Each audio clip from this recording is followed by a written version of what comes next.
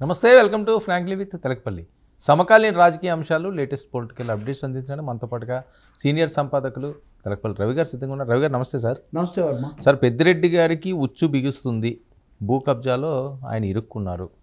పెద్ద ఎత్తున ఎన్నో సంవత్సరాలుగా ఈ కబ్జా జరుగుతుందని ఈ భూ ఆక్రమణలపై పవన్ కళ్యాణ్ ఆదేశం.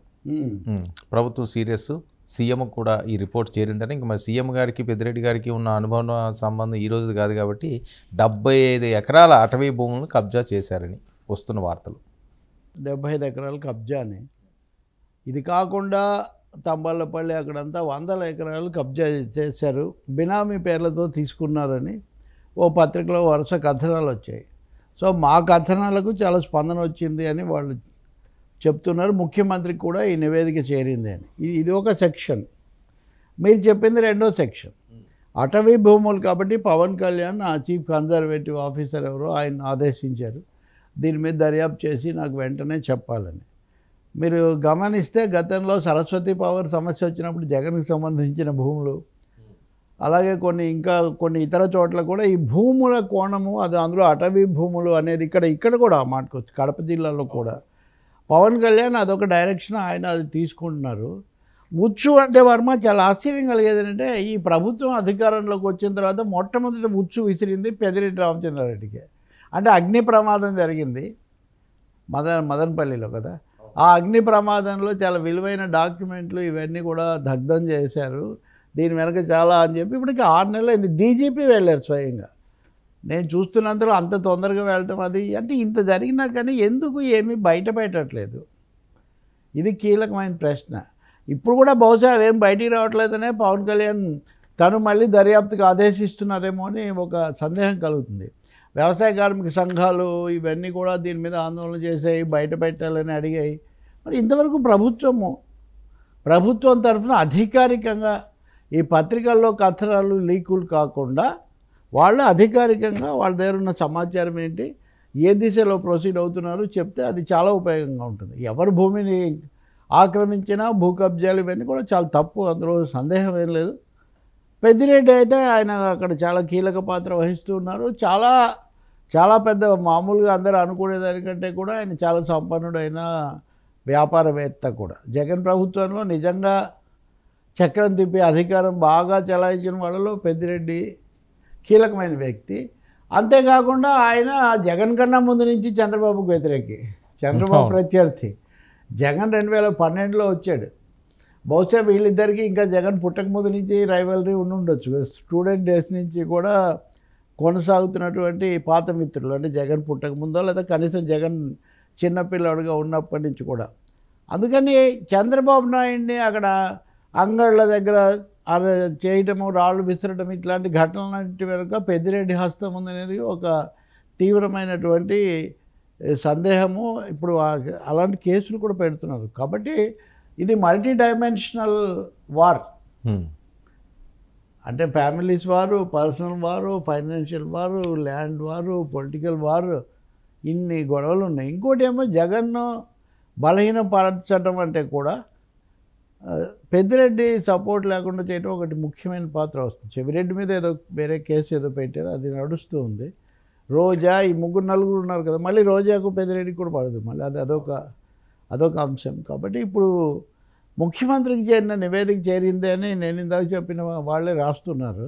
ఆ నివేదిక ఏంటి బయట పెట్టేస్తే ఇవన్నీ పారదర్శకంగా చేయడం చాలా మంచిదండి. సాగదీర్చిన కొద్దీ అవాంఛనీయమైన శక్తులు, ప్రభావాలు పెరుగుతాయి. మూడవది, ఇది ఎవరి భూమి, ఇది ఎవరికి చేరాలి, మళ్ళీ ప్రజలకు పంచే ప్రయత్నం కూడా చేయాలి. ఊరికినే మాట్లాడుతూ ఉంటే అది అలాగే ఉంటుంది. ఎన్ని సిట్లు వేశారు ఎన్ని చోట్ల, అప్పుడు సిట్లు కూడా వేసాము ఏదో అన్నారు. దీనికి అగ్ని ప్రమాదం మీద తుది నివేదిక వచ్చిందా? మిగతా విషయాలు పక్కన పెట్టి ఏమేం ఫైళ్ళు కాలిపోయాయి, ఏమేం కాలిపోలేదు, అది ఏం తేలలేదు. ఇప్పుడు కొత్తది వస్తుంది. ఇప్పుడు ఈ వార్తల్లో ఆ ప్రమాదం సంగతి లేదు. ఓకే, అంటే 75 ఎకరాలు అంటే చాలా పెద్ద ఇష్యూ కదా సార్. 75 ఇంకా చాలా ఎక్కువ అని చెప్తున్నారు. ఇది అటవీ భూమి, ఇది పవన్ కళ్యాణ్ డొమైన్. ఆయన గ్రామీణ పర్యావరణ మంత్రిగా ఆయన పరిధిలోకి వచ్చేది ఆయన చెప్తున్నారు. ఇది కాకుండా బినామీ భూములు, భూ ఆక్రమణలు, కబ్జాలు ఇవి కూడా చాలా ఉన్నాయి అనేది రాజకీయ వర్గాలు లేదా అక్కడ ఉద్యమాలు ఆందోళనలు జరుగుతున్నాయి. దాని మీద ప్రభుత్వం ఒక కమిటీ అయినా వేసి సూటిగా ఉన్న సమాచారం ఇచ్చి మిగిలిన దానికోసం అడుగు వేస్తే బాగుంటుంది. సరే, కక్షపూర్తి చర్యలు, కక్ష సాధింపు చర్యల్లో భాగంగా ఎలా చేస్తున్నారన్నది వైసీపీ వాళ్ళు పదే పదే మాట్లాడే అంశం. సో ఇలాంటి అంశాలు, ఈ భూ కుంభకోణాలు అది కక్షపూరితంగా చేస్తున్నట్లుగానా, లేకపోతే ఇది ఈ గవర్నమెంట్ వచ్చిన ముందా, లేకపోతే వైఎస్ఆర్సీపీ గవర్నమెంట్లోదా? దీని పూర్వపరాలన్నీ కూడా అంటే జరిగినవన్నీ అప్పుడు జరిగి ఉండాలి కదా. ఈ ప్రభుత్వం వచ్చాక అంతకుముందు ఇవి జరిగి ఉండాలి. అగ్ని ప్రమాదం ఎలా జరిగింది అనేది ఒక విషయము. ఇంకా మూడోది, అసలు ఈ భూ కబ్జాల విషయంలో ఎలాంటి మార్పు లేదండి. నేను మీకు గతంలో కూడా చెప్పాను, వేల ఎకరాలు. వాస్తవంగా చెప్పాలంటే ఈ ప్రభుత్వం వచ్చిన తర్వాత కూడా కొన్ని చోట్ల తెలుగుదేశం వాళ్ళు ఉత్సాహంగా వెళ్ళిపోయి మీరు వెళ్ళిపోయి మేము ఆగ్రహం అంటే ఇప్పుడు ఎవడు అధికార కర్ర ఉన్నవాడిదే గొర్రె అన్నట్టుగా ఎవరు కుర్చీలో కూర్చుంటే వాళ్ళు కబ్జాలు చేసుకోవాలి, వాళ్ళు బినామీలు చేసుకోవాలి తప్ప మీరు ఎలా చేసుకుంటారు, రాజ్యాంగం ఒప్పుకోదు అని కొన్ని చోట్ల అలాంటి సమస్యలు కూడా ఇప్పుడు వస్తున్నాయి. చంద్రబాబు కూడా అవి తలనొప్పిగా మారుతున్న పరిస్థితి. వాళ్ళకేవో కొన్ని దృష్టిలో ఉంటాయి, కానీ ప్రతి చోట వెళ్తే ఏం జరుగుతుంది? వీటికి ఒక్కటే పరిష్కారం. నేను అదే చెప్పేది, ప్రజల ముందు నిజాలు పెట్టాలి. అది కడపైనా, అది పెద్దిరెడ్డి రామచంద్రారెడ్డి వ్యవహారమైనా, అది విశాఖపట్నంలో ఆయన ఎవరు విజయసాయి రెడ్డి లేకపోతే ఆయన వైవి సుబ్బారెడ్డి వీళ్ళ మీద వచ్చిన ఆరోపణలైనా, వీటన్నిటివి ప్రజలతో పంచుకుంటే ఆ ఊళ్ళో స్థానికులు, రైతులు, భూములు కోల్పోయిన వాళ్ళు చెప్పేస్తారు కదా నిజమేంటో కాందేంటో. అది జరగటం లేదు ఇక్కడ. దాని చుట్టూ బీటింగ్ రౌండ్ ది బుష్ లాగా చాలా కథలు వస్తాయి, మళ్ళీ కొంచెం వెనక్కిపోతాయి, మళ్ళీ ఎప్పుడో ముందుకు వస్తాయి. ఎందుకంటే వీటిని బయటపెట్టి ఆ భూములు ప్రజలకు, రైతులకు అందించడం కంటే చేతులు మారడం అన్నది ఇక్కడ కీలకమైపోతూ ఉంది. మరి చూడాలి పెద్దిరెడ్డి మళ్ళీ దీని మీద ఏమైనా కోర్టుకు వెళ్తారా, ఆయన బహుశా మాట్లాడతారా, ఆయనో మిథున్ రెడ్డో మాట్లాడే అవకాశం ఉంది. దాన్ని బట్టి మనం చూడాల్సి ఉంటుంది. రెండోది, పవన్ కళ్యాణ్ రంగంలోకి వచ్చారంటే ఆయన ఇప్పుడు జరుగుతున్న వేగంతో ఆయన అసంతృప్తి చెందారని కూడా భావించాలి. ఎందుకంటే అగ్ని ప్రమాదం అప్పగించి సిట్తో నడిపించి ఉండొచ్చు కదా, అది జరగలేదు. లాజికల్గా వెళ్ళాల్సిన చోటికి వెళ్ళలేదు కాబట్టి ఆయన కూడా రంగంలోకి వచ్చారు. మీకు తెలుసు, చిత్తూరు జిల్లాలో చంద్రబాబు నాయుడు సొంత జిల్లా అవన్నీ ఒకవైపు, వైసీపీకి ముఖ్య నాయకులు ఉన్నది ఒకటైతే, జనసేనకు కూడా ఒక న్యూక్లియస్ పనిచేస్తూ ఉంది ముందు నుంచి కూడా. తిరుపతిలో చిరంజీవి పోటీ చేసిన రోజు నుంచి కూడా పవన్ కళ్యాణ్ కూడా 2019 ఓటమి తర్వాత తిరుపతినే కేంద్రంగా చేసుకొని అక్కడికి వెళ్ళి మాట్లాడారు. కాబట్టి ఈ చర్యలో జనసేన ఫోకస్ కూడా ఖచ్చితంగా ఉంది. పోనీ ఎవరైతే ఉంది, ప్రజల భూమి, అటవీ భూమి, ప్రభుత్వ భూమి, అది హస్తగతం చేసుకోవడానికి ఏమీ అధికారం లేదు. పెద్దిరెడ్డి లాంటి వాళ్ళు అలా చేయకూడదు కూడా. ఇప్పుడు వాళ్ళకు ఉన్న చాలక ఇలాంటి ఆరోపణలకు ఎందుకు వాళ్ళు అవకాశం ఇవ్వటం వాస్తవం. సరే, ఏంటి ఆర్జీవీకి ప్రకాశం జిల్లా పోలీసుల నోటీసులు? ఎందుకంటే కూటమి ప్రభుత్వం అధికారంలోకి వచ్చిన తర్వాత చాలా ఎక్కువగా వినిపించే మాటలు ఆర్జీవీ అని, లేకపోతే పోసా అని అనో, లేకపోతే రోజా అనో, ఇలాంటి వాళ్ళందరూ కూడా ఇదిగో అరెస్టు అదిగో అరెస్ట్ అని మాట్లాడే పరిస్థితి. ఆర్జీవీకి ఇప్పుడు ఇచ్చిన నోటీసులు అయితే విచారణకి రమ్మన్నారు, ఈయన కూడా వెళ్తారని చెప్పాడు. చంద్రబాబు లోకేష్పై పెట్టిన పోస్టులు దానికి సంబంధించి చాలా, అంటే రామ్ గోపాల్ వర్మ ఒక దర్శకుడుగా, లేకపోతే కొంచెం తెలివిగా మాట్లాడే వ్యక్తిగా, లేకపోతే మీడియాలో కనిపించే వ్యక్తిగా తీసుకోవాల్సిన జాగ్రత్తలు ఏం తీసుకోలేదు.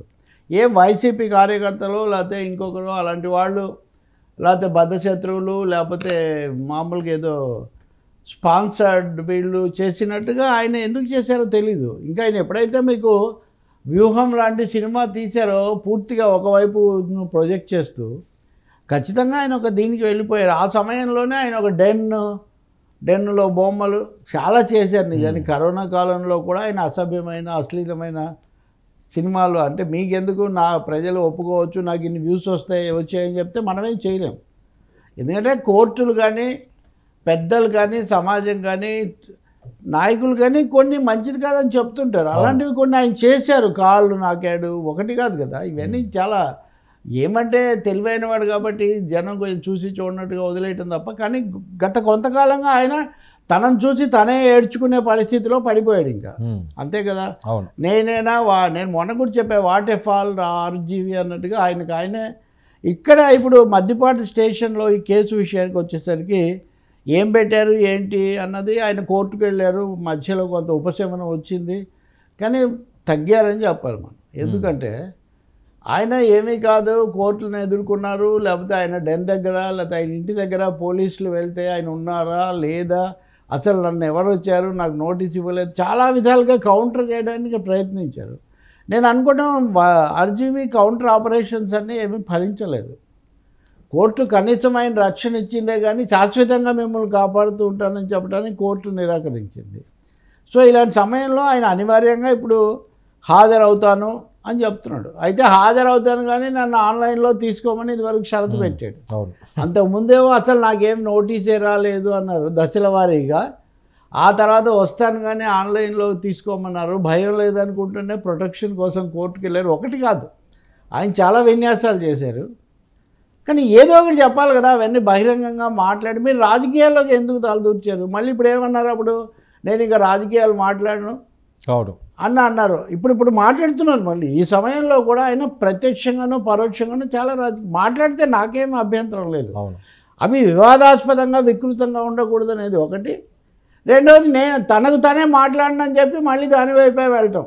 ఒకటైతే నిజం సార్, వీళ్ళ అసలు భయం లేదన్నా, లేకపోతే ఎందుకు మనెవడో ఏం చేస్తారని అన్న రెక్లెస్సా?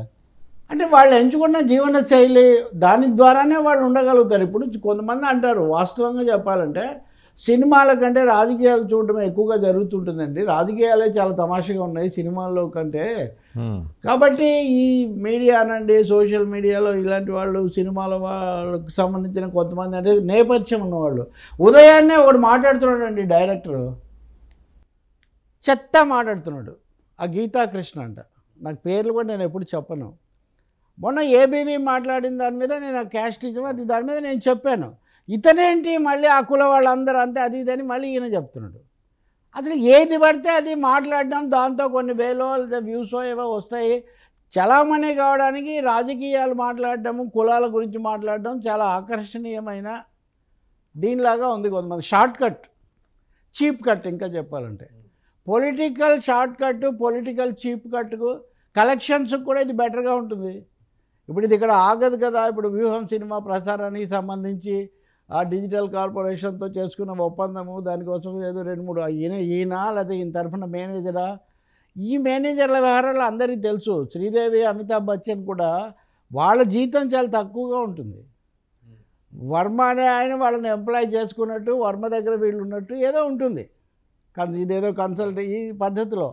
కాబట్టి ఎవరి చేతులు మారాయనేది వేరే విషయం. కానీ ఒక అధికారికంగా ఒక వ్యవస్థను ఉపయోగించడానికి రామ్ గోపాల్ వర్మ ద్వారా పెద్ద ప్రయత్నం జరిగింది. అందులో రెండో అభిప్రాయం ఏం లేదు. ఇవన్నీ ఒక కొలికి వస్తున్నాయి.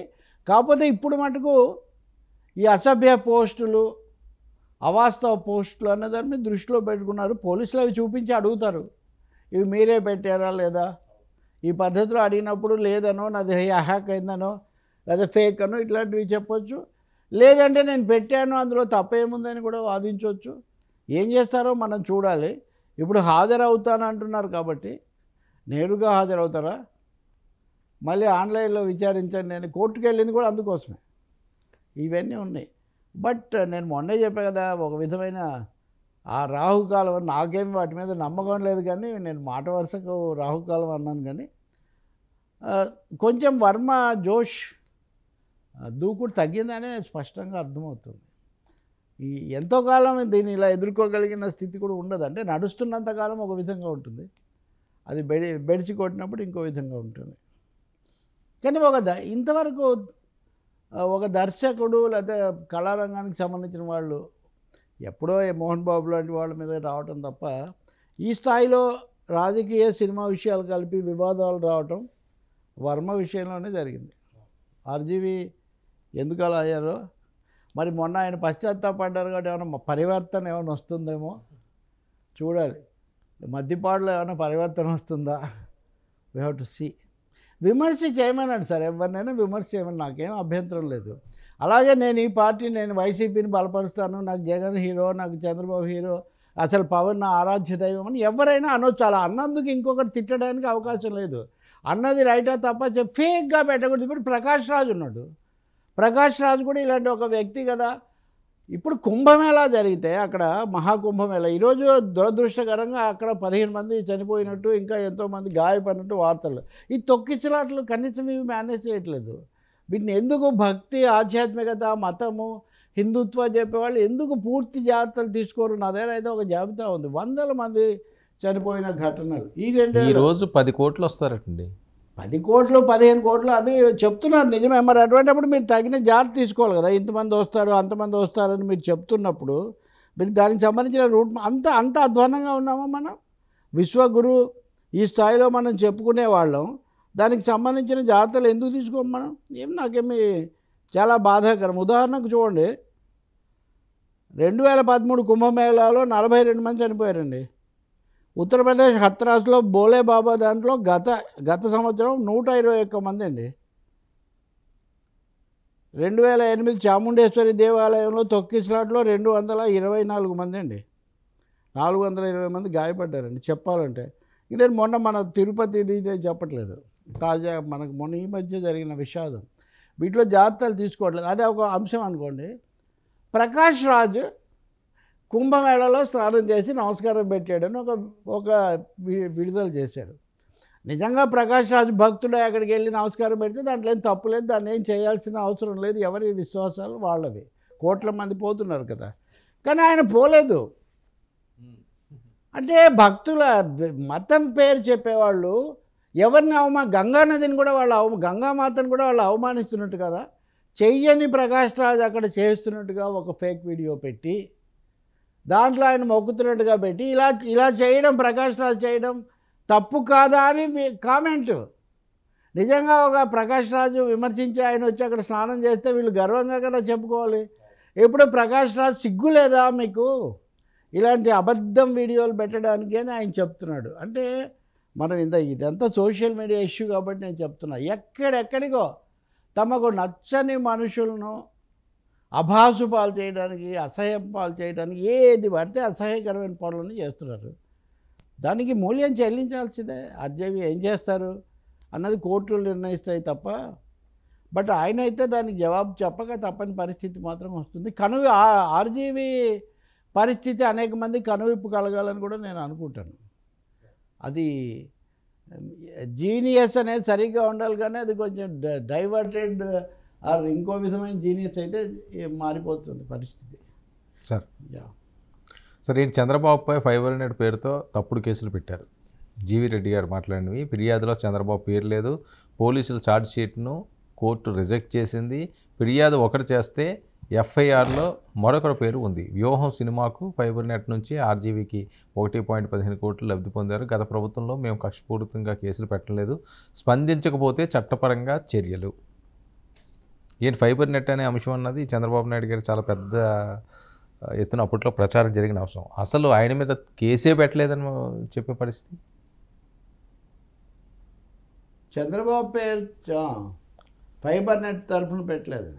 మరి ఆయన ఏమై దాని వివరాలన్నీ ఏంటో మనం చూడాల్సి ఉంటుంది. ఎవరు పెట్టినా తప్పుడు, ఫేక్ ఈజ్ ఫేక్ కదా, అది ఎవరు చేసినా కానీ. బట్ ఎక్కడ జరిగింది ఇదంతా అనేది మనం తెలుసుకోవాలి. కానీ ఆయన ఫోకస్ మటుకు మళ్ళీ మనం మాట్లాడిన వ్యూహం సినిమా దాని మీదే ఉన్నట్టుంది. ఆ 1.5 కోటి ఇక్కడి నుంచి 1.5 కోటి తీసుకున్నారు. దాని నుంచి వాళ్ళ మీద కేసు అంటే చంద్రబాబు మీద కేసు అనేది ఫేక్. మేమైతే ఆర్జీవీ మీద పెడుతున్నాం, మేము కక్షతో పెట్టట్లేదు. అది కక్ష కేసు, ఇది కక్ష కేసు కాదు, ఇది చాలా స్వచ్ఛ కేసు. ఆయన చెప్తున్నటువంటి సారాంశం అది. ఇది కూడా అంతే. ఇన్ని రోజులైనా కానీ మరి ఎందుకు చర్యలు ఏం తీసుకోవట్లేదు అనేది అయితే అర్థం కాదు. అంటే ఎక్కడో మెడికల్తో టెక్నికల్గా దాన్ని ఇరికించారేమో అని అనుకుంటాం నేను. కాబట్టి ఒక వ్యూ కింద డబ్బులు వస్తాయని కూడా జీవీ రెడ్డి ఆ మంచి లెక్కలు చెప్పాడు. ఈ డబ్బుల ప్రకారం వెళ్తే ఆర్జీవీ మీద అసలు ఆయన తీసుకున్నట్టుగా ఉందో అది కూడా ఒక పెద్ద ప్రశ్న. ఐ థింక్ దీని మీద ఇంకా జరుగుతుంది తతంగం. కానీ ఇది మంచిది మాత్రం కాదండి. ప్రభుత్వ డబ్బుతో లేదా ప్రభుత్వ సంస్థలతో ఒక రాజకీయ కోణంలో తీసిన సినిమాలు ఇది ఉదాహరణకి మోడీ గారు కూడా ఇప్పుడు కాశ్మీర్ ఫైల్స్ సినిమా బాగుంది, లేకపోతే మన సబర్మతి ఎక్స్ప్రెస్ బాగుంది. ఏవైతే హిందుత్వ ఐడియాలజీతో తీశారో లేకపోతే బీజేపీకి అనుకూలంగా తీశారో అవి బాగున్నాయి అని చెప్తే ప్రధానమంత్రి అంబాసిడర్గా మారిపోతే, అంటే ప్రభుత్వాలు ప్రైవేట్ అంబాసిడర్లుగా మారకూడదు. అది వ్యూహం దగ్గర నుంచి సబర్మతి ఎక్స్ప్రెస్ వరకు ప్రతి చోట మనం చూసినటువంటి విషయం మటుకు అది తొందరగా దాన్ని ఖాయం చేసి బయట పెడితే జీవీ రెడ్డి తను కూడా స్వయంగా ఇది కాబట్టి సీఏ అనుకుంటా, బెటర్.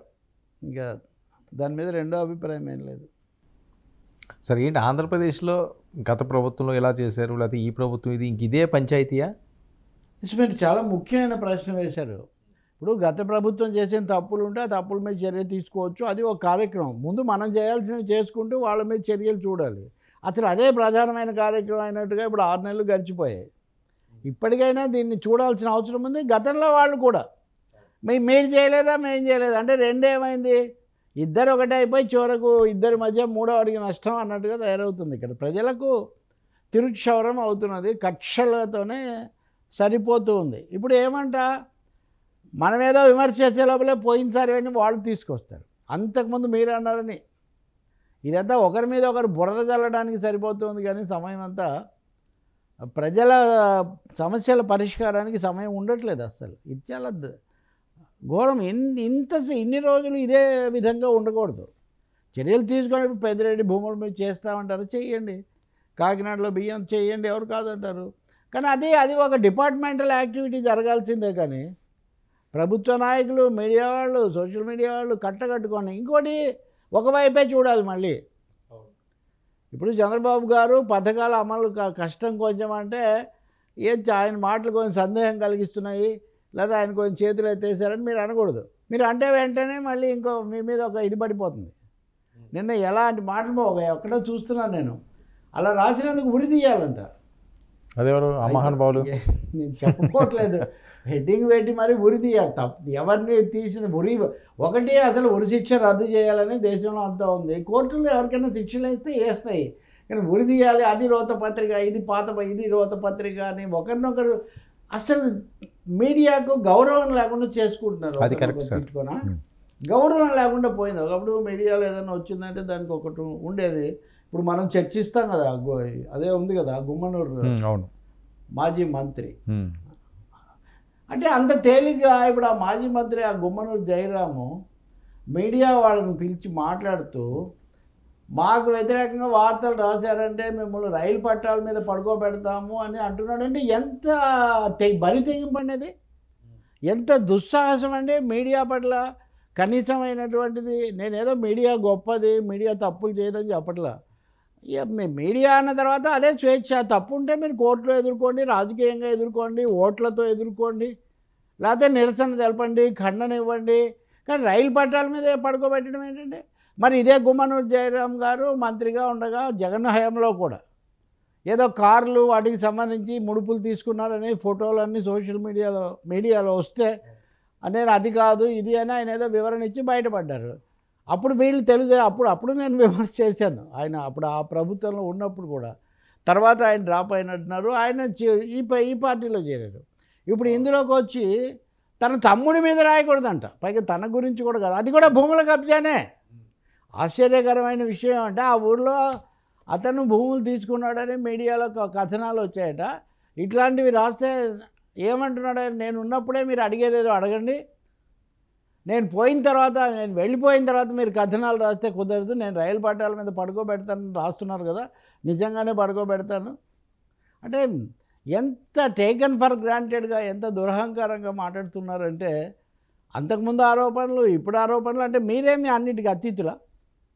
కాబట్టి ఇప్పుడు కాటసాని రాంభూపాల్ రెడ్డి ఉన్నాడు, మాజీ ఎమ్మెల్యే. ఇక్కడ హైదరాబాద్లో పద్మావతి నగర్లో ఆయన ఆ పద్మావతి నగర్కు దారి లేకుండా చేశారు ఇట్లాంటి ఆరోపణలు. పాండ్యం మాజీ ఎమ్మెల్యే. కర్నూలులో చాలా భాగం వస్తుంది. ఇప్పుడు ఆయన పొద్దునే హైదరాబాద్లో హెచ్చరికలు చేస్తున్నాడు. అక్కడ చాలక ఆయన ఇక్కడ కూడా ఎప్పటి నుంచో ఉన్నారు కదా కొంతమంది. కర్నూలులోనే ఆయన మీద ఆరోపణలు వచ్చాయని ఆయన వెళ్ళి ఈనాడు ఆఫీస్ మీద దాడి చేశాడు. అప్పుడు ఎమ్మెల్యేగా వాళ్ళ ప్రభుత్వం ఉండగానే దాని మీద తీవ్ర నిరసన వచ్చింది. ఆ తర్వాత హైడ్రాకి ఏం లేవు కదండి ఇవన్నీ. రేవంత్ రెడ్డి ప్రభుత్వానికి ఈ రాజకీయాలు, ఆంధ్ర రాజకీయాలు వీటితో సంబంధం లేదు కదా, మరి వీళ్ళు ఎందుకు దాని మీద చేశారు, నాకేం లేదు, నేను ఇవన్నీ మూల్యం చెల్లిస్తారని ఆయన కూడా హెచ్చరిస్తున్నాడు. అంటే మేమేం చేసినా మీడియాలో రాయకూడదు, మేమేం చేసినా మీడియాలో విమర్శించకూడదు, మేము ఎదుటాళ్ళ మీద చేసే విమర్శలు మటుకు పెద్దగా వేయాలి, మేము చెప్పేవన్నీ పరమసత్యాలు, వేదవాక్యాలు అవతలి వాళ్ళు వాడేవన్నీ ఇది బూతులు, అవతలి వాళ్ళు చెప్పేవన్నీ అబద్ధాలు. ఎందుకు చేస్తామండి, ఎందుకు ఒప్పుకుంటామండి అట్లా? విమర్శకు ఎవరో అతిథులు కాదు ప్రజాస్వామ్యంలో. గుమ్మనూరు జయరాంది చాలా సీరియస్ అఫైర్. నా ఉద్దేశంలో పాత్రికేయ సంఘాలు, తర్వాత ప్రెస్ అకాడమీ లాంటివి కూడా దీన్ని సీరియస్గా తీసుకోవాల్సిన అవసరం ఉంది. అసలు ప్రభుత్వానికి చెడ్డ పేరు కదా, మానవ హక్కుల సంఘాలు కూడా అసలు ప్రభుత్వం సీరియస్ తీసుకోవాలి కదా, వాళ్ళకి చెడ్డ పేరు కదా తీసుకోవాలి. ఆఖరికి వాళ్ళని బలపరిచే పత్రికలు కూడా చాలా ప్రముఖంగా ఇచ్చారు. ఇంతవరకు ఎందుకు మాట్లాడారు? నా ప్రశ్న అదే. తప్పు అనేది, బురద ఇది, అబద్ధాలు అనేది, ఫేక్ అనేది ఎవరు చేసినా దాన్ని వెంటనే అదే స్థాయిలో ఖండించాలి, దాని మీద చర్యలు తీసుకోవాలి. ప్రభుత్వం అలర్ట్గా ఉంది, అప్రమత్తంగా ఉందని చెప్పాలి. అది జరగట్లేదు ఇక్కడ. అస్మదీయులు తస్మదీయులు, అస్మదీయులు అయితే ఆగ్రహం, తస్మదీయులు అయితే అనుగ్రహం అనేది ఇది కుదరదు. ఈ ద్వంద్వనీతి కుదరదు. మీడియాకైతే రక్షణ, మీడియా తప్పుల మీద మీరు కావాలంటే ప్రజాస్వామికంగా చట్టబద్ధంగా చేయండి. కానీ మీడియా వాళ్ళని బెదిరించటం, మీడియా వాళ్ళని హెచ్చరించటం, కొన్ని చోట్ల తీవ్రమైన విషయాలు కూడా జరిగాయండి. ఆయన మరి మనం ఎప్పుడైనా చెప్పుకోవాలి. ఇవి బాగాలేదు. ఇది ఎంత దారుణం, దిగజారిపోతుందంటే ఆ మీడియాని వీళ్ళు తిట్టి, ఈ మీడియాని వాళ్ళు తిట్టి, పర్యవసానం ఏంటంటే మొత్తం మీడియా అనేదాన్ని విశ్వసనీయత లేదు అనే ఒక తేల్చటం. ఇది ఇక్కడ కీలకమైనది. సో మీడియా కూడా ఓవరాల్గా ఎవరి రాజకీయాలు, ఎవరి దురభిమానాలు ఎలా ఉన్నప్పటికీ ముందు అసలు అస్తిత్వాన్ని కాపాడుకుంటేనే అనేదే. ఏ మీడియా వాళ్ళదే మొహం మీద చూసినా నవ్వు ఉండట్లేదు. ఎందుకంటే ఇంత రాజకీయ నాయకులు ఇష్టానుసారం మాట్లాడుతున్నారు. నీతులన్నీ వీళ్ళకి చెప్తారు, చేసేవన్నీ వాళ్ళు. రైలు పట్టాల మీద పడుకోబెడతాను అంటున్నాడు ఇప్పుడు మీడియాను. ఇక్కడ ఒక వ్యక్తిని ఒక ఊళ్ళో అడిగిన వాడిని కాదు, మీడియా వాళ్ళను. ఆయన ఉన్నవయ్యా, ఆయన ఉన్నప్పుడు అడగను నేను. ఆయన వెళ్ళిన తర్వాత నేను ఇన్వెస్టిగేషన్ చేసి రాస్తాను. తప్ప అది అంటే నిజమే కదండి. ఇప్పుడు 10 కోట్ల మంది వస్తారంటున్నప్పుడు ఏ స్థాయిలో ఏర్పాట్లు జరగాలండి? అసలు వాహనాలు కూడా అనుమతించామని ముందే చెప్పారు, కొన్ని ఘాట్లు పెట్టారు, విఐపి జోన్స్ రద్దు చేస్తున్నామన్నారు. ఎన్ని కోట్ల మంది వచ్చారనే లెక్క నిజానికి 10 కోట్ల మందిని లెక్కేయడం అంత సులభం ఏం కాదు నిజానికి. ఇది ముందు నుంచి దీనికేమో బూస్ట్. ఇదంతా ఎక్కడ జరిగింది తెలుసా? త్రివేణి సంగమం, ప్రయాగ్రాజ్ అని పేరు మార్చారు, అలహాబాద్ దగ్గర. ఇది చాలా దారుణం కదా. అనేక మంది అక్కడ పుణ్యస్నానాలు లేదా అక్కడికి వెళ్తే పుణ్యలోకాలని భావిస్తారు. మన మీడియా కూడా అక్కడ అఘోరాలు, వాళ్ళ దిగంబర స్వాములు, వీళ్ళ గురించి చాలా గొప్పగా చూపిస్తూ వచ్చారు ఇన్ని రోజుల నుంచి. కానీ ఆందోళన వెంటాడుతూనే ఉంది. ఇది ఊహించనివి కాదు ఇవి, నేను చెప్తుంది అది. తొక్కిసలాట్లు అంతమంది చేరుతున్నప్పుడు ఎలాంటి జాగ్రత్తలు తీసుకోవాలి అంటే, క్రౌడ్ మేనేజ్మెంట్ అనేది మన దేశంలో ఏమాత్రం నేర్చుకోవట్లేదండి. క్రౌడ్ పుల్లింగ్ అనేది చాలా గొప్ప విషయంలాగా క్రౌడ్ను చేర్చడం, వ్యాపార సంస్థలైనా, సినిమాలైనా, లేకపోతే ఇదిగో ఇలాంటి రిలీజియస్ అయినా, ఎంత ఎక్కువ మందిని తీసుకొని వస్తే అది అంత పెద్ద గొప్ప అని భావించడం తప్ప వాళ్ళకు క్షేమం కల్పించడం అనేది ఇక్కడ ఉండట్లేదు. దీని మీద ఇప్పుడు ఉదాహరణకు ఉదయం నేను చూస్తున్నాను, నేను యూపీ ముఖ్యమంత్రి యోగి ఆదిత్యనాథ్, నాకు మోదీ గారు 3 సార్లు ఫోన్ చేశారు అంటే అసలు విషయం కంటే ఇది చాలా ఎక్కువైపోతుంది. అది విఐపీలు, నాయకులు, వాళ్ళు చెప్పుకోవడాలు, ఒక విధమైన మూస ధోరణి, ఒక ప్రమాదకరమైన ధోరణి ఇక్కడ ఉంది. ఇంకో చాలా సందర్భాల్లో చనిపోయేవాళ్ళు చాలా బలహీనులు, అవును, మహిళలు ఇలా ఉంటారనమాట. చాలా దారుణమైంది. కోట్ల మంది వస్తున్నప్పుడు ఆ స్థాయిలో చేయమని ఏమైపోతుంది? విశ్వగురువు, ఈ దేశంలో ఇన్ని కోట్లాది రూపాయల సంపద సృష్టిస్తున్నాము, చాలా పకడ్బందీ ఏర్పాట్లు చేస్తున్నామనే వాళ్ళు ఎందుకు కనీసం భద్రత కల్పించలేకపోతున్నారు? ఎక్కడో చోట పొరపాటున 1 జరిగిందంటే వేరే విషయం, ఎప్పుడు జరుగుతాయి ఎక్కువ మంది చేరిన చోట. కానీ ఒక సామూహిక తొక్కిసలాట్లు ఇక్కడ ఇంకా 2 అంశాలు కూడా ఉన్నాయి. ఆ సమయంలోనే అక్కడ చేస్తేనే పుణ్యం వస్తుంది అని ఒక ప్రచారం చేసేవాళ్ళు కొంతమంది ఉంటారు. ఇప్పుడు అలాగే ఆ ముహూర్తంలో పిల్లలను కంటే అని సిజేరియన్ ఆపరేషన్ చేయించుకొని కావాలని అవసరం లేకపోయినా, ఏమంటే నిజంగా మీకు విశ్వాసం ఉంటే ఏ సమయంలో అయినా అక్కడ ఇక్కడ ఎక్కడ చూసినా దేవుడు ఉంటాడన్నారు, మీరు ఒక్క దెబ్బతో తేల్చారు, ఎక్కడ పడితే అక్కడ ఉంటే ఎక్కడికి ఎందుకు వచ్చారు అని ఒక చిన్న పిల్లోడు ప్రశ్నిస్తాడు. సర్వాంతర్యామి ఇందుగలడు అందులేడని సందేహం వలదు, చక్రి సర్వోపహతుండు సర్వోపహతుండు ఎందెందు వెతికి చూసినా అందందే గలడు అని చెప్తే దానవాగ్రని కంటే అంటే, మరి ఎందుకు తొక్కిసలాట్ల స్థాయి దాకా దీన్ని తీసుకోపోవాల్సి వస్తుంది అనేది ఒక పెద్ద ప్రశ్న. ఇంకా రెండవది, ఇంత ప్రచారం కల్పించేవాళ్ళు దానికి తగిన అప్రమత్తత ఎందుకు చూపించారు? జరిగిన తర్వాత కూడా రంగంలోకి దిగడంలో మళ్ళీ అలసత్వం, బాధ్యతలు లేకుండా ఒకరినొకరు అనుకోవటం. ప్రతిపక్షంలో ఎవరున్నా అంటారు, ఇప్పుడు రాహుల్ గాంధీ చెప్తున్నాడు ఏర్పాట్లు సరిగ్గా చేయలేదని. దాని మీద విచారణ ఇంక మళ్ళీ మామూలే కదా, న్యాయ విచారణ కమిషన్ వేస్తారు, అది ఎప్పుడో నివేదిక ఇస్తుంది. ఇవన్నీ తెలిసిన ప్రమాదాలు. ఎక్కడ కదా సరిగ్గా వస్తుంది, ఎవరు ఎంతమంది పోతారో తెలియకపోవచ్చు, కానీ ఇలా బౌండ్ టు హ్యాపెన్ అనేది అందరికీ తెలుసు. రెండోది, అదనంగా సాయుధ బలగాలను ఎందుకు వినియోగించరు? భద్రతా బలగాలను. మన ప్రజలు బుద్ధిమంతులేనండి. అంటే దళాలు ఉన్నాళ్ళైతే భద్రతా సిబ్బంది ఉన్న తోసేసిపోయేటంత పని చేయరు వాళ్ళు. ఇదిగో ఇట్లా పోవాలి, ఇట్లా లైన్ అట్లాగే పోతారు. అది చేయరు. ఇక్కడ చాలా ఘోరం అండి, బాధాకరం. భక్తి కోసం వెళ్ళి ఇలాంటివి తెచ్చుకోవడం గురించి ప్రజలు కూడా ఆలోచించాలి. అంత తొక్కిసలాట్లు అవన్నీ ఉన్నప్పుడు కొంచెం ముందు వెనకైతే కూడా మీరు ఇంట్లో నుంచి నమస్కారం పెట్టుకున్నా ఏం పర్వాలేదని మతాలు విశ్వాసాలు చెప్తూ ఉన్నాయి. సార్, తెలంగాణ తెలుగు రాష్ట్రాల్లో ముఖ్యంగా గ్రాడ్యుయేట్ ఎన్నికల గంట మోగింది.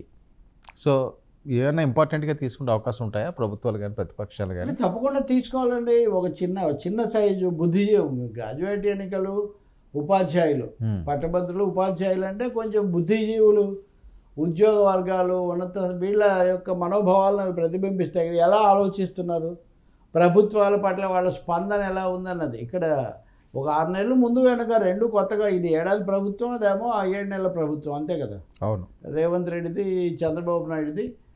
అందుకని మీరు గతంలో కనుక చూస్తే వైసీపీ హయాంలో చివరిలో జరిగిన ఎన్నికల్లో గ్రాడ్యుయేట్ ఎన్నికలు అన్నింటిలో ఓడిపోయింది వైసీపీ. అదే వీళ్ళకి పెద్ద బూస్ట్ వచ్చినట్టు కూడా అక్కడి నుంచి మొదలైంది కథ. దాంతో మళ్ళీ అరెస్ట్ ఇవన్నీ కూడా జరిగాయి. కాబట్టి ఇక్కడ తెలంగాణలో మీరు చూస్తే కూడా ఇట్లాంటి పరిణామం మీకు కనిపిస్తుంది.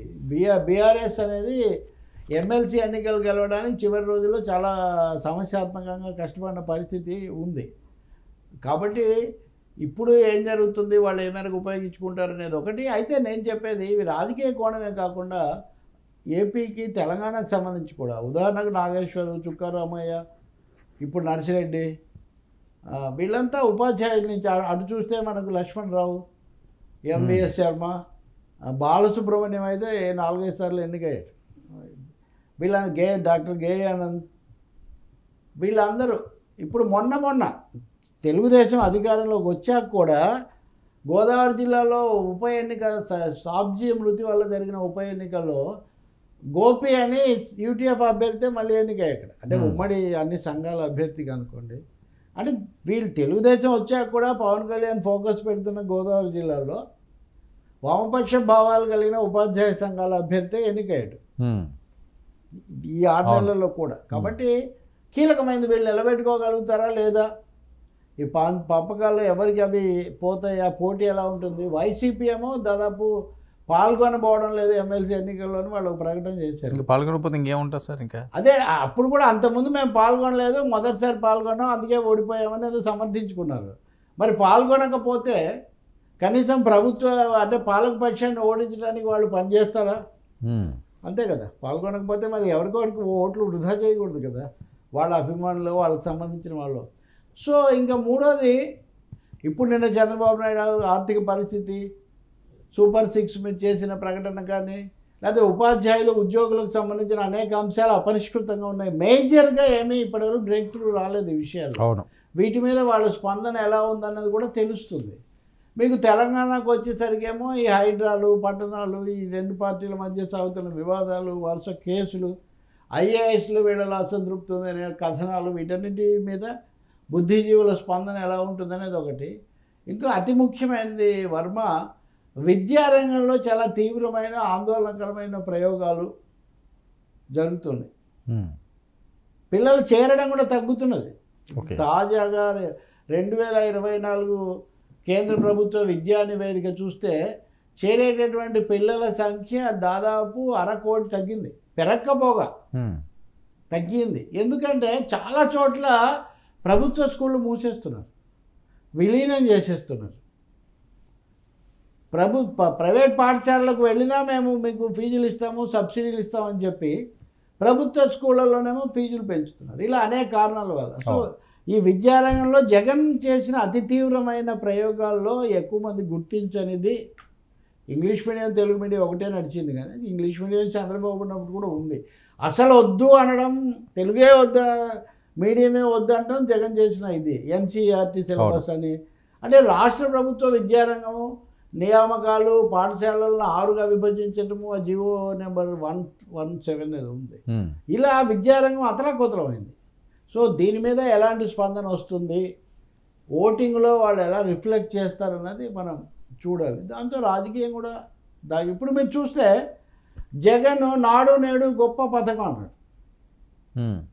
ఇప్పటికి వచ్చేసరికి ఏం బాగాలేదు ఈ పథకాలు, ఈ స్కూళ్ళు అంతా అయోమయంగా ఉన్నాయండి. నాడు నేడు అన్నీ ఒక దశ చేశారు, కానీ ఈ ప్రైమరీ స్కూల్స్ అనేవి తీసుకుపోయి అంగన్వాడీలో పెడతా ఉన్నారు. తెలుగు మీడియమే లేదు, ఇంగ్లీష్ మీడియం అన్నారు. ఇవన్నీ చాలా తికమకలు గజిబిజిలు వచ్చాయి. ఇప్పటికి కూడా ఇంకా కుదురుకోలేదు విద్యారంగం. అలాగే ఉద్యోగులకు సంబంధించిన వాళ్ళ కిస్తీలు, డిఏలు, పిఆర్సీలు, ఈ సమస్యలన్నీ కూడా అలాగే ఉన్నాయి. ఇవన్నీ ఎన్నికల్లో రిఫ్లెక్ట్ అయ్యే అవకాశం ఒకటి ఉంది. బీజేపీ ప్రభావం ఏంటనేది కూడా చూడాలి. అంతకుముందు బీజేపీ వాళ్ళు ఎక్కువగా వస్తుండేవాళ్ళు గ్రాడ్యుయేట్ నుంచి. నెమ్మదిగా వామపక్షాలు ముఖ్యంగా యూటీఎఫ్ వీళ్ళు వీటిని తెచ్చుకోవడం మొదలుపెట్టారు. మొన్నే తెలుగుదేశం వచ్చింది, తెలుగుదేశాన్ని వీళ్ళు బలపరిచారు కూడా. మేమేమన్నా బలపరిచాం కానీ వాళ్ళు మాకు వేయలేదని వీళ్ళు అంటారు. కాబట్టి బీజేపీ ఏమన్నా కొంచెమన్నా తెలుగు రాష్ట్రాల్లో కోలుకునే అవకాశం ఉందా అన్నది కూడా ఈ ఎన్నికల్లో మనకు తేలుతుంది. ఓకే సార్, మరొక కీలకమైన అంశం గత కొన్ని రోజులుగా నలుగుతున్నది కూడా, ఎవరెలా మాట్లాడినప్పటికీ కూడా ఈ నిప్పు అయితే ఆరట్లేదా అని అనిపిస్తుంది. డిప్యూటీ సీఎం పదవిపై సీనియర్ ఎమ్మెల్యే గోరంట్ల బుచ్చయ్య చౌదరి గారు చేసిన కామెంట్స్ ఇప్పుడు మరొకసారి సెన్సేషన్గా మారుతున్నాయి. పవన్ ఉండగా నారా లోకేష్ డిప్యూటీ సీఎం పదవికి ఎలా ఇస్తారు? టీడీపీ కోసం నారా లోకేష్ ఎంతో కష్టపడ్డారు, లోకేష్ కష్టానికి తగ్గట్టు సముచిత స్థానం కల్పించాలి. సార్ అనేక అర్థాలు అనేక మీనింగులతో మాట్లాడుతూ ఉంటారు. ఇప్పుడు ఇక్కడ ఆయన చాలా స్పష్టంగా చెప్తుంది ఏంటంటే ఈ వివాదం అనవసరం అని నెంబర్ 1. కానీ నెంబర్ 2, బుచ్చయ్య చౌదరిని ఆర్థిక మంత్రి బుగ్గన గత శాసనసభలో దసరా బుల్లోడ్ లాగా ఉంటాడంటే 7 సార్లు 8 సార్లు ఎన్నికైన ఎంతోమంది లేరు. అసలు అంత అనుభవజ్ఞుడికి పదవి తప్పకుండా ఇచ్చి ఉండాలి ఈసారి కూడా అని ఒక అభిప్రాయము, అసంతృప్తి చాలామందిలో ఉంది. కానీ లోకేష్ ఒక వైఖరి తీసుకున్నాడు. సూపర్ సీనియర్లు 2 సార్లు 3 సార్లు పదవులు వచ్చిన వాళ్ళు ఇంకా కుదరదు అని. ఇది చాలా ముఖ్యంగా చర్చ జరుగుతుంది తెలుగుదేశంలో. మొన్న కూడా నేను మీకు చెప్తూ ఉన్నాను, తనకు కూడా వద్దన్నాడు. నేను 3 సార్లు నుంచి జనరల్ సెక్రటరీగా ఉన్నాను, జాతీయ ప్రధాన కార్యదర్శిగా ఇంకెన్నిసార్లు ఉంటాను, ఇంకెవరికైనా ఈ పదవి ఇవ్వాలి అని లోకేష్ కూడా అంటున్నారు. ఇప్పుడు బుచ్చయ్య చౌదరి చెప్పేది ఏంటి, నిజంగా తెలుగుదేశం జనసేన కాస్త క్లాష్ అయిన ప్రాంతాల్లో రాజమండ్రి కూడా ఒకటి. ఈయన రూరల్ సీటు వీటికి కూడా ఇవన్నీ కూడా వచ్చి మారినవి. వీటన్నింటినీ భరించి ఆయన పార్టీతో ఉన్నాడు. ఇంకా అతి ముఖ్యమైనది ఏంటంటే చంద్రబాబు చొరవ తీసుకోవట్లేదని అసంతృప్తి వెలిబుచ్చి లోకేష్ మీదనే చర్చ కూడా పెట్టి మీరు లోకేష్ను ముందుకు తెచ్చి చంద్రబాబు ప్రాధాన్యత తగ్గించకపోవడం కాదు, గజిబిజి సృష్టిస్తున్నారని కొత్త నాయకత్వం మీద అసంతృప్తి కూడా వ్యక్తం చేశాడు ఈయన. సో మీకు తెలిస్తే కానీ మీకు గుర్తుంటే అప్పుడు చంద్రబాబు లోకేష్ ఇద్దరు ఈయన్ని పిలిచి మాట్లాడారు జగన్ ఉన్నప్పుడు. సో ఈయన 1 సైడెడ్గా లోకేష్ను బలపరిచే క్యాండిడేట్ కాదు. ఇంకోటి ఇప్పుడు కూడా మీరు స్పష్టంగా గుర్తించండి, అప్పుడు ఆయన ఒక ఇంటర్వ్యూ ఇచ్చారు. ఆ ఇంటర్వ్యూ ఎవరితో ఇచ్చారు నేను ఇప్పుడు చెప్పట్లేదు, కానీ ఆ ఇంటర్వ్యూ అయ్యాక 2024 ఎన్నికలు చంద్రబాబు ముఖ్యమంత్రిగా అభ్యర్థిగానే జరుగుతాయి, లోకేష్ కాదు అని ఒక స్పష్టమైన ప్రకటన తెలుగుదేశం నుంచి వచ్చేటట్టుగా చేశాడు. అంటే చేయడంలో చొరవ తీసుకున్నాడు ఆయన, ఉన్నది కూడా అదే. కానీ ఇప్పుడు కూడా ఆయన అదే చెప్తున్నారు. లోకేష్ను ప్రమోట్ చేయాలని కొంతమంది, లోకేష్ను డిప్యూటీ సీఎంని చేస్తే పవన్ కళ్యాణ్ ముఖ్యమంత్రిని చేయాలని కొంతమంది మాట్లాడుతూ ఉంటే వివాదాలు పెంచకండి అని పవన్ హెచ్చరిక చేసినట్టే బుచ్చయ్య చౌదరి కూడా పవన్ ఉండగా నారా లోకేష్కు డిప్యూటీ సీఎం పదవి రాదు అని చెప్తున్నాడు. ఒకటి నెంబర్ 1. సో పవన్ ఇది సింగిల్ డిప్యూటీ చీఫ్ మినిస్టర్గా ఉండాలి తప్ప సెకండ్ డిప్యూటీ చీఫ్ మినిస్టర్ రెండో ఉప ముఖ్యమంత్రికి అవకాశమే లేదని రూల్ అవుట్ చేస్తున్నాడు. రెండో అంశం, చంద్రబాబు నాయుడు ఉన్నంత వరకు నాయకుడు ఆయనే. అంటే ఇది పవన్ కళ్యాణ్ అభిమానులకు కూడా ఒక సమాధానం.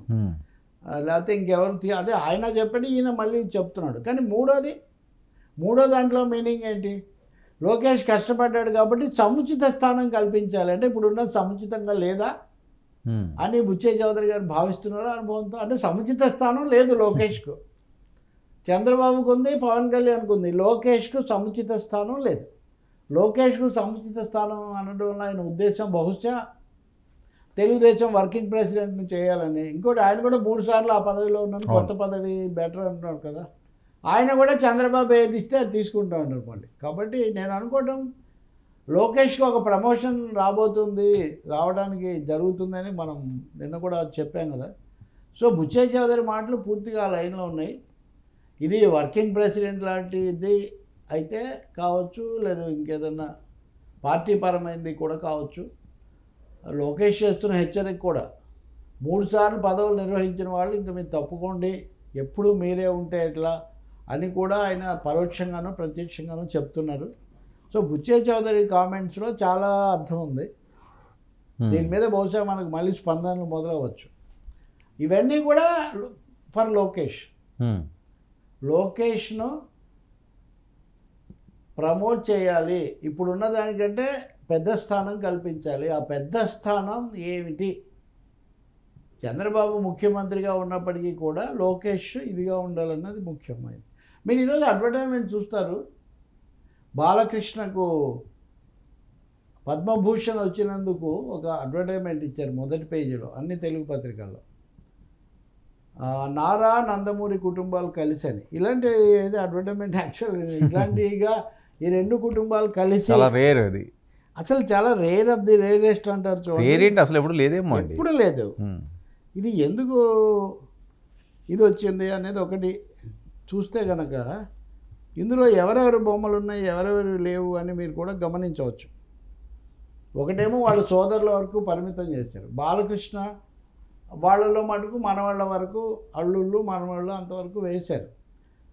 కానీ దీని ద్వారా తమ కుటుంబాలు అంటే ఏవి అనే ఒక మెసేజ్ ఇచ్చినట్టు మటుకు అర్థమవుతుంది మనకు స్పష్టంగా. రెండోది, ఈ విధంగా 2 కలిపి నారా ప్లస్ నందమూరి అనే కొత్త కాంబినేషన్, కొత్త ఈక్వేషన్ తీసుకురావడం కూడా మీరు గుర్తిస్తారు దీన్ని ఇంత ప్రముఖంగా ఇవ్వడంలో. ఇలాంటి అంటే ఇది కొత్త అవసరం వచ్చింది, బయటే కాకుండా అంతర్గతంగా కూడా. నేను చెప్పదలుచుకుందంతా ఒకటే, రాజకీయంగా పార్టీ పరంగానే కాకుండా కుటుంబ పరంగా కూడా ఒక కొత్త ఈక్వేషన్, కొత్త సమీకరణం జరుగుతున్నట్టుగా. సార్ అనవసరమైన అంశం కదా అసలు ఇది, ఎందుకు లేపారో, ఎందుకు దీన్ని తెర మీదకి తీసుకొచ్చారో, మరి వాళ్ళు ఇన్సైడ్ ఏంటి అన్నది ఎవరికి వాళ్ళు అయితే వద్దు అంటున్నారు. కానీ ఎక్కడో దగ్గర మళ్ళీ దీన్ని తీసుకొస్తున్నారు. డిప్యూటీ సీఎం అంతే కదా, ఏదో విధంగా తిరుగుతూనే ఉన్నారు. అది చాలా నిజం. అది అందుకే నేను చెప్తున్నాను కదా, అంటే లోకేష్ సైన్యం నిశ్శబ్దంగా ఉండడానికి వీలుగా సిద్ధంగా లేదు. తప్పకుండా పవన్ కళ్యాణ్కు డిప్యూటీ చీఫ్ మినిస్టర్ సముచితమైంది, లోకేష్కు సముచిత స్థానం ఇంకా రాలేదు. అది తెలుగుదేశం యొక్క అంతర్గత వాణి, మెసేజ్. దాన్ని చంద్రబాబు ఎలా సెటరేట్ చేస్తారో మనం చూడాలి. సెటరేట్ అవ్వలేదంటారా? ఇంకా సెటరేట్ అవ్వలేదంటారా? అవ్వలేదు కదా. లోకేష్కి ఏదో ఒకటి ఇప్పుడు ఆయన కూడా, లోకేష్ కూడా నేను 3 సార్లు ఉన్నాను, ఎందుకు ఉంటాను అని ఇవన్నీ చెప్తూ ఉన్నారు. ఏ బాధ్యత ఇచ్చినా చేస్తానని చెప్తూ ఉన్నారు. పవన్ కళ్యాణ్ మీరు ఎక్కువగా మాట్లాడకండి, వివాదాలు తేకండి, మేము అంతర్గతంగా కూటమిలో చూసుకుంటామని ఆయన చెప్తున్నారు. అంటే కూటమిలో నిర్ణయిస్తామని చెప్పారా పవన్ కళ్యాణ్ గారు? దీని మీద నిర్ణయం లేదు, చర్చ లేదని పవన్ కళ్యాణ్ కూడా చెప్పలేదు. మీరు పవన్ కళ్యాణ్ బాధ్యతలు, పదవుల గురించి మేము ఎన్డీఏలో చర్చించుకుంటాము, మీరు బయట దీని మీద ఏం చేయకండి అని చెప్తున్నారు. బుచ్చే చౌదరి గారేమో సముచిత స్థానం కల్పించాలి అని చెప్తున్నారు. కాబట్టి వీటన్నిటి కలిపి లోకేష్కు రంగం సిద్ధమైనట్టుగా ఎలివేషన్కు, ప్రమోషన్కు ముందుకు నడపడానికి ఆ విధంగా ముందుకు పోతారు. ఇంకా మీకు ఈ విషయంలో ఏమి సందేహం లేదు. అది ఏ రూపంలో ఉంటుంది, పార్టీ పరంగానా ప్రభుత్వ పరంగా అయితే పవన్ కళ్యాణ్ డిస్టర్బ్ చేయరు. యూ టేక్ ఇట్ ఫ్రమ్ మీ. ఇంకొక ఉప ముఖ్యమంత్రిని అయితే పెట్టాలి. కానీ దానికి మించి ఇంకేదన్నా అనేక పదవులు సృష్టించవచ్చు ఆలోచిస్తే రకరకాలు. పార్టీలో మటుకు తప్పకుండా కీలక వ్యక్తి నెక్స్ట్ లోకేష్ అనేది ఎస్టాబ్లిష్ అవుతుంది. ఇప్పటివరకు తండ్రి చాటు కొడుకు, ఇప్పుడు తండ్రికితో పాటు నడిచే కొడుకు. తెలంగాణలో ఒక అనుభవం కూడా ఉంది కదా కేటీఆర్, ఎప్పటి నుంచో ఉంది. వాస్తవానికి లోకేష్ అప్పుడు మాట అనేవాడు, మీరు నన్ను కేటీఆర్తో జగన్తో పోల్చకండి, వాళ్ళు ఒకటేమో ఎప్పటి నుంచో నాకంటే ముందు నుంచి రాజకీయాల్లో కీలక వ్యక్తులుగా ఉన్నారు, నేను ఇప్పుడిప్పుడు వచ్చి ఇవన్నీ చేస్తున్నానని ఆయన మొదట్లో అంటుండేవాడు. కానీ ఇప్పుడు ఆయన కూడా రాటు తేలిపోయాడు కదా, కాబట్టి పాదయాత్రతో చాలా ఇదైనా ఆయన చెప్తూ ఉంటారు. సో ఇదంతా ఊరికినే జరగట్లేదు సార్, వట్టి పుణ్యానికి ఈ వాదన జరగట్లేదు. అది పవన్ కళ్యాణ్కు బాగా తెలుసు. ఆయన దాన్ని ఆమోదించేశారు ఒక విధంగా. ఇంకా చాలా కీలకమైంది 99 ప్రేక్షకులకు, చిరంజీవి గారు నిన్న రేవంత్ రెడ్డి సభలో పాల్గొనడం కూడా రాజకీయంగా చాలా ముఖ్యమైనది.